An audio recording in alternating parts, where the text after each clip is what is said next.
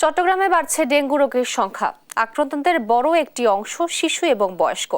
এ বিষয়ে বিস্তারিত জানাতে সেখান থেকে যুক্ত হচ্ছেন সহকর্মী এ.কে.এম. নাজিম। নাজিম, ডেঙ্গু নিয়ন্ত্রণে কি কি পদক্ষেপ নেওয়া হয়েছে জানাবেন?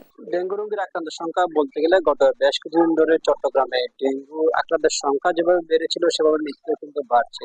এতে করে সাধারণ যারা মানুষ রয়েছে তাদের মাঝে এক ধরনের আতঙ্ক কাজ করছে, কারণ আমরা যে হাসপাতাল রয়েছে সেটি চট্টগ্রাম মেডিকেল কলেজ হাসপাতাল। এই হাসপাতালে শুধু ডেঙ্গু রোগীদের জন্য আলাদা কিন্তু একটা ওয়ার্ড করা হয়েছে, যে ওয়ার্ডে শুধুমাত্র ডেঙ্গুতে যারা আক্রান্ত হচ্ছেন তাদেরকে এই ওয়ার্ডে চিকিৎসা দেওয়া হচ্ছে। পাশাপাশি হাসপাতালের অন্যান্য যেসব ওয়ার্ড রয়েছে সেসব ওয়ার্ডেও কিন্তু আলাদা করে ডেঙ্গু রোগীদের চিকিৎসা দেওয়া হচ্ছে। তো এখানকার যারা চিকিৎসক তারা যেটি বলছেন, এই হাসপাতালে দৈনিক গড় যদি হিসাবে বলা যায় তাহলে 30 থেকে 35 জন, আবার অনেক থেকে 40 থেকে 45 জন মানুষ কিন্তু ডেঙ্গুতে আক্রান্ত হয়ে হাসপাতালে আসছেন। তাদের অধিকাংশই কিন্তু পরীক্ষা দেওয়ার পরে ডেঙ্গু আক্রান্ত হওয়ার পর তাদেরকে হাসপাতালে ভর্তি দিয়ে দেওয়া হচ্ছে।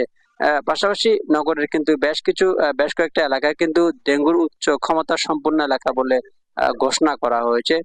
সেই সব এলাকাগুলোতে কিন্তু যারা মানুষ রয়েছেন তাদেরকে খুব সতর্কতা ভাবে থাকার জন্য বলছেন চিকিৎসক এবং সিভিল সার্জন কার্যালয়ের পক্ষ থেকে। পাশাপাশি আমরা যেটি দেখেছি যে নতুন মেয়র ডাক্তার সাদাত হোসেন দায়িত্ব নেওয়ার পর থেকে কিন্তু পুরো নগরীতে কিন্তু মশক নিধন যে কার্যক্রম সেটি কিন্তু জোরদার করেছেন। পাশাপাশি মুক্ত যেসব খাল নালা রয়েছে সেগুলো কিন্তু প্রতিদিনই ডোর টু ডোর তিনি পরিষ্কার পরিচ্ছন্ন কার্যক্রম চালিয়ে যাচ্ছেন। আমরা সকালেও দেখেছি কিন্তু নগরের একটু গুরুত্বপূর্ণ এলাকা কাজীদের এলাকায় যে উন্মুক্ত একটা স্থানে যেখানে ময়লা আবর্জনা ফেলা হতো সেখানে কিন্তু তাদের সিটি কর্পোরেশনের পরিচ্ছন্ন কর্মীদের নিয়ে কিন্তু তিনি সেখানে তাদের অভিযান কর্মসূচি পালন করেছেন এবং মশক নিধনের যতটুকু যেসব কার্যক্রম রয়েছে সেসব কার্যক্রম কিন্তু তিনি চালিয়ে যাচ্ছেন। আরেকটি কথা বলে রাখি, নগরের পাশাপাশি কিন্তু জেলার যতগুলো উপজেলা রয়েছে সেগুলোর মধ্যে হাটহাজারী, রাউজান, ফটিকছড়ি, রাঙ্গুনিয়া, ভূজপুর, মিরেশ্বরা, সীতাকুণ্ড, আনোয়ারা, কর্ণফুলী, সন্দ্বীপ এইসব উপজেলায় কিন্তু ডেঙ্গু রোগীর সংখ্যা কিন্তু ধীরে ধীরে বাড়ছে। কারণ উপজেলা স্বাস্থ্য কমপ্লেক্স গুলোতে আমরা যেমন খবর নিয়েছি সেখানে কিন্তু দৈনিক গড়ে 10 থেকে 15 জন, আবার অনেক থেকে 20 জন পর্যন্ত মানুষ ডেঙ্গুতে আক্রান্ত হয়ে চিকিৎসা নিচ্ছেন। কিন্তু অধিকাংশ যারা গ্রামীণ এলাকায় যেসব মানুষ বসবাস করে তাদের ডেঙ্গু শনাক্ত হয়েছে কিনা বা ডেঙ্গু হচ্ছে কিনা সেটি তারা জানেন না। কারণ তাদের শরীরে জ্বর, সর্দি, মাথা ব্যথা দেখা দিলে কিন্তু তারা নিকটস্থ ফার্মেসি বা ওষুধের দোকান থেকে কিন্তু ওষুধ খাওয়ার পরে কিন্তু তারা সেরে যাচ্ছেন বা অনেকেই কিন্তু বাড়িতেই এর থেকে চিকিৎসা নিচ্ছেন।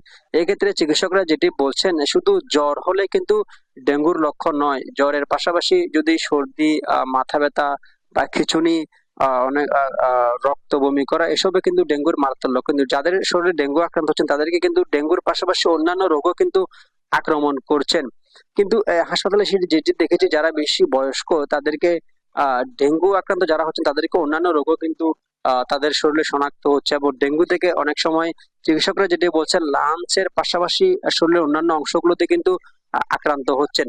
এতে করে সাধারণ যারা মানুষ রয়েছে এদের মধ্যে একটু ভয়ভীতি কাজ করছে। আর এই হাসপাতালে কিন্তু নগর ছেড়ে জেলার বিভিন্ন জায়গা থেকে রোগী আসছে বেশি। পার্বত্য অঞ্চল এলাকা থেকে, কক্সবাজার এলাকা থেকে এবং কুমিল্লা এলাকা থেকে কিন্তু এই হাসপাতালে প্রতিদিনই গড়ে অনেকগুলো রোগী আসছেন। তাদের অধিকাংশই আমরা যেটি দেখেছি হাসপাতালে তরুণ, যাদের বয়স 15 থেকে 18 বা 20 থেকে 22 বছর এইসব রোগী কিন্তু এই হাসপাতালে আসছেন এবং তাদেরকে চিকিৎসা দেওয়া হচ্ছে। এখানে হাসপাতালে যিনি চিকিৎসক রয়েছেন ডেঙ্গু ওয়ার্ডের, যে ডক্টর নূর মোহাম্মদ, তিনি আমাদেরকে যেমনটি বলেছেন, আসলে হাসপাতালে যেসব রোগী এসেছেন তাদের অধিকাংশ কিন্তু ডেঙ্গুর যে ফেলো সেটি কিন্তু দেখা যাচ্ছে, কারণ তাদের মধ্যে ডেঙ্গুর ঝুঁকি কিন্তু বাড়ছে। আর চিকিৎসকরা আরটি যেটি বলছেন, অধিকাংশ মানুষ কিন্তু যারা গ্রামীণ অঞ্চলে বসবাস করে তাদের কিন্তু ডেঙ্গুর যে ক্ষমতা সম্পন্ন তাদের সেটি তারা বারবার দেখছেন।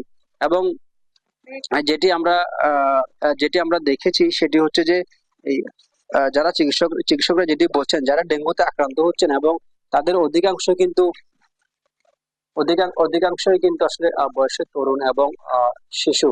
তো এই ক্ষেত্রে যদি যাদের শরীরে জ্বর, সর্দি, কাশি দেখায় তাহলে দ্রুত নিকটস্থ স্বাস্থ্য কমপ্লেক্স অথবা বিশেষজ্ঞ কোনো চিকিৎসকের পরামর্শ নেওয়া জরুরি বলছেন চিকিৎসকরা। তো ডেঙ্গু নিয়ে চট্টগ্রাম মেডিকেল কলেজ হাসপাতাল থেকে ছিল আমার কাছে সর্বশেষ।